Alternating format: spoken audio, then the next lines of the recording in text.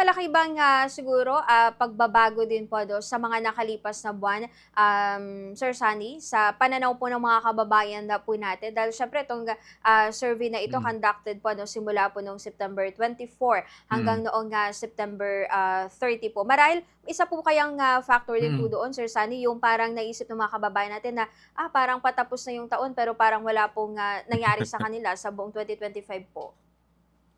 Um, Maaaring gano'n, pero actually kung titignan kasi yung takbo ng mga survey results ng SWS mula nung Mm. umpisa ng taon, pumapalo sa more or less minsan nag-49 pero more or less 50 to 52 yung karamihan ng survey results, eh. Ang pinakamababa I think 49% noong June 2025, pinakamataas I think so far nung Abril, unang bahagi ng Abril ng 55%, pero more or less consistent siya.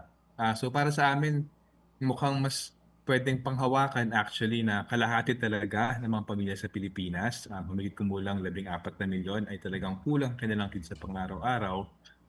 Siguro mas medyo kailangan nating pagbantayan sa huling 2 buwan ng taon kung hindi mahinto yung pagbagsak ng piso. Actually sa lahat ng mga panahon na napakalaki yung pagbagsak ng piso, actually tumataas ang presyo ng bilihin. So I think kung may one thing na maaring, um, magtumulak sa kahirapan na lumala uli sa katapusan ng taon, huwag nating kakalimutan noong December 2024 umabot ng, 17 milyon na pamilya, about 63%, halos 2 ng pamilyang Pilipino, nagsabing mahirap sila noong December 2024. Sa amin, grabe naman, nakakalungkot naman pumalo uli sa gano'ng kalaking bilang ng Pilipino, magsabing mahirap sila nitong Kapaskuhan. Lalong-lalo na pagkatapos ng napakaraming corruption scandals na kita natin.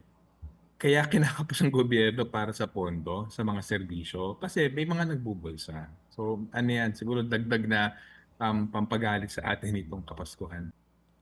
Well, yung kahirapan siyempre wala naman particular na pagbe-breakdown yung SWS dun sa ba't sinasabi ng pamilya na mahirap sila. Ang Mm. tinatanong lang, tingin niyo ba kayo'y mahirap or hindi mahirap? Tapos kung nasa taas kayo ng linya ng kahirapan, sabihin na mahirap, hindi mahirap, kung sa ilalim sabing mahirap. Pero gano'n pa man, I think tama kayo, yung bilang kasi na nagsabi nagugutom sila, actually, lumala din siya. I think 41% ng mga pamilya nagsasabing sila ay, kulang sa pagkain.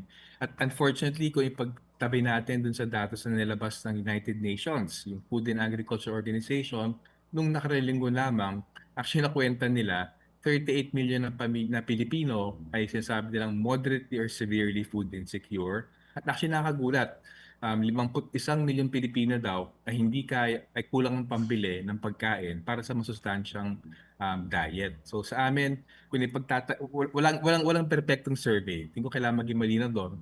Hindi puwedeng pagbatayan lamang SWS, pero kung ipagtabi-tabi yung results ng SWS, results ng United Nations, makita talaga natin actually ang tindi ng problema sa kagutuman at including sa mas malawak na kahirapan sa ating bansa. Sana nga aksiyunan, eh, yun ang medyo iinis namin minsan.